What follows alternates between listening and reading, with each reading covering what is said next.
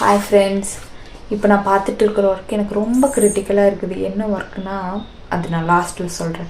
என்னோடய மேனேஜர் வந்துட்டு எப்போ பாரு எனக்கு வந்துட்டு என்கிட்ட மட்டும் ஆக்டிவாக ஒர்க் சொல்கிற மாதிரி இருக்குது. 24/7 எனக்கு டியூட்டி அசைன் பண்ணுறதே அவரோட வேலையாக இருக்குது.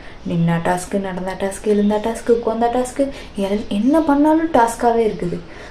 ஆனால் இதில் என்ன ஒரு ஒர்ஸ்ட் பார்ட் அப்படின்னா, அவருக்கு வந்து பேச தெரியாது, அழுக மட்டும்தான் தெரியும். இப்போ தெரியும்னு நினைக்கிறேன் என்ன ஒர்க்கு, யார் அந்த மேனேஜர் அப்படின்னு.